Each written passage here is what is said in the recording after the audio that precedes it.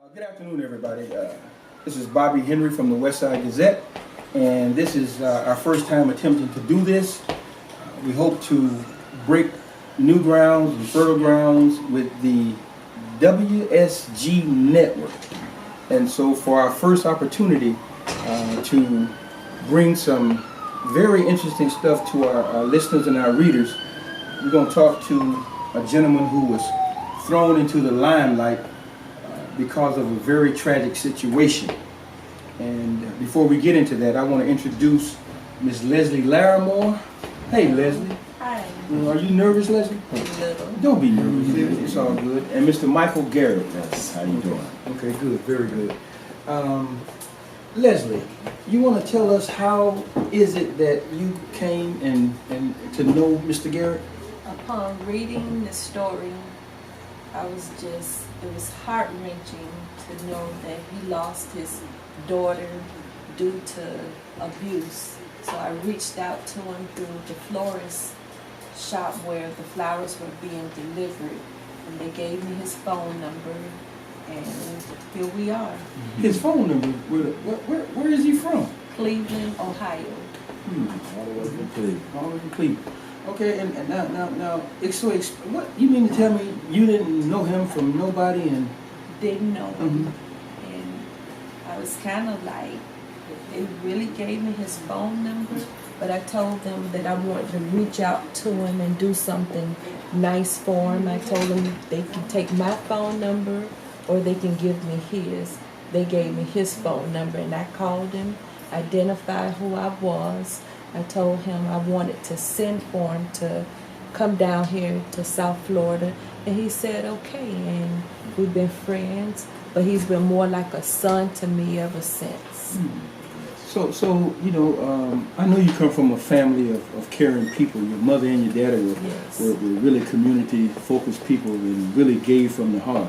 So you thought it not robbery that you would send for a total stranger, a young black man who you ain't know nothing about, but you felt because of a situation that happened to him, and you sent for him to come down to Fort Lauderdale. Yes, I lost my parents last year, 9 months apart. Pastor James Larimore, First Lady Brenda Larimore, and they've always said it's good just to be kind to people, even if they're not kind to you. Very good. So, Leslie, you're really kind, really. And I know this is not the first time that you've been known to do something to help somebody else. And I'm just moved over the fact that you took it upon yourself to invite this gentleman down here that you didn't even know. Your heart went out to him because of a tragic situation.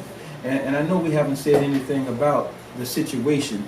It's still an open and ongoing case. And if you're not familiar with the case, it was a lovely, lovely young lady who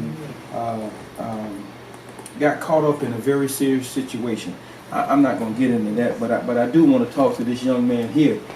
I had the pleasure of meeting him on the phone first, and we had a conversation. Then I got a chance to meet him face to face, and I found him to be a young, God-fearing, spiritual man. And you don't find too many of them. So, Mike, tell us a little something about yourself, man. Well, again, thank you for having me, Bobby. Yes. I'm Miclhal Garrett, father of Aniya Garrett. Very, positive, God-fearing man, like you said. Looking to make a positive impact in the world. For all our men, our fathers out there, and and women as well. But again, I'm Miclhal Garrett. We're really, trying to make a difference, in this world, to do things better, to bring more light and awareness to the child abuse issues. So that's where, our main focus is, on behalf of the Justice for Aniya Foundation and the Stand Up Dads Foundation. Now, Mike, where are you originally from? I'm originally from Indianapolis, Indiana. Naptown. Okay. Now, I remember visiting Naptown a long time ago, and when I was there, the young black folk, they were extremely progressive. I mean, they had jobs working down to the train station. They even wore penny loafer shoes and the real bumpy look. Right. So what brought you from Naptown to Cleveland? Well, actually, I was about 10 years old, I'd say, when I moved to Cleveland. Just me, my brother, and my mother. Okay. You know, she wanted to transition, start a new life, you know, and brought us with her. But ever since, you know, like I said, Cleveland raised me. I'm from Indianapolis, but Cleveland raised me. And I can't say they raised a very strong man, you know. The city really showed me how to get out here and, you know, just work and, you know, provide and, you know, how to be great, you know. Showed me a lot. I didn't have a father growing up, you know, so I had to show myself a lot of things. His mom was always working, so, you know, and life is like that. You know, you just got to do what you got to do, you know, trust in God and, you know, and stay focused, stay positive. Okay, now I understand too, since you've been here, you met quite a few people. I know you were at church on Sunday at the New Mount Olive Baptist Church. Tell me about that experience. Oh, beautiful experience. It was a pleasure to have my family with you all, become in fellowship with Pastor Davidson and yourself, and like I said, beautiful church. Had the pleasure and the honor of meeting Tracy Martin as well here in Fort Lauderdale. Beautiful, great, genuine man. You know, represent fathers well. You know, stand-up dad there himself. So, very great man. Okay, so let me ask you this, man. You know, I know it must be extremely difficult for a father to have to lose a child. You know, how have you been dealing with that, and what has been your saving grace, if you will?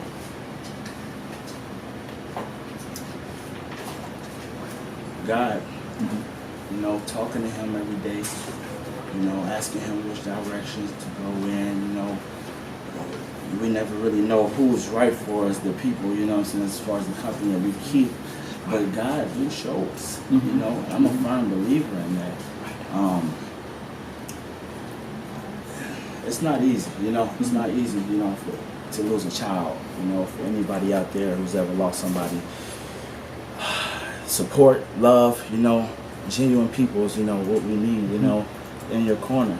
It's for anybody and everybody, you know. We need real love and supportive people. Man, you are a staunch young man, handsome young man. Got your dreads, you know, you tough. So for the brothers out there who profess to be men, what is it to be a real man? To be a real man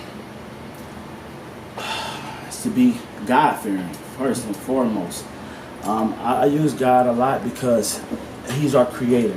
You know, if it wasn't for him, none of this would be possible. So first and foremost, you have to trust in the Lord and know yourself, know your worth, know your value. You know, as a man, it starts in here. You know, you gotta really seek who you really are. You know, I really feel, and be responsible in this life. Now, when you say be responsible, Miss Larimore reached way out. I mean, thousands of miles away to get to you. You know, so how do you feel about that? Blessed, thankful, you know, to know such a beautiful woman, you know, like yourself, like a mother. It really truly shows me, you know, there's people out here watching, you know, there is people that really care, you know, and want to honestly just genuinely help. And that alone, and receiving that, you know, that genuine love and that motherly love really makes me feel very great. So how do you propose to play this forward? What are you know, the fact that somebody cared enough about you that they didn't even know you. So what are you going to do to reciprocate that or show that? In return, we're going to continue to make a positive impact in this world, in different communities, for all children around the world. You know, just the motivation that I'm receiving, I push back out, you know, and try to share the light. And like I said, any way we can get our community and our people to come together and work together more, you know, to make a difference in this world, make this a greater place, is what we need. You spoke about Aniya Day Garrett Foundation. What? Yes. The Justice for Aniya Foundation is in effect. We have that in position. so we will be able to continue to make, a great impact out here in the world, with our foundation. It's a new foundation. Not a lot of people know about it. This is all completely new, but the name Justice, the number 4, Aniya Foundation is the exact name, and we're going to continue to fight for awareness for all children out here in this world, and we can do great things so we can save lives. Great. I hope that you get an opportunity to spread your message wherever you go. Yes. The fact that again, I'm saying I'm kind of blown away. You're a young man. You got dreads. You present well. There's no hatred in you. That in itself says something. In a time like we're living in today, when it seems to be a disconnect between a young black man and an older black man, you have presented yourself as different. So for me, what would be a message that you could tell other young brothers who seem to discount the need for a relationship to an older man? I would definitely say just be yourself and don't be afraid to just unify. Just because you don't know, I don't know you and you don't know me, don't mean we cannot come together. Right. We can still love one another. And that's what we need, more people out there, more men, more, women, just wanting them to understand that. You don't have to be family. You know what I'm saying? That to love one another. You don't have to be friends to love one another. Love comes from God. So, open your eyes up and just be real with yourself and love everybody around you. Wow, man, this is truly has been something else. Again, this is our first attempt at doing this, and I think God had a purpose for us coming together.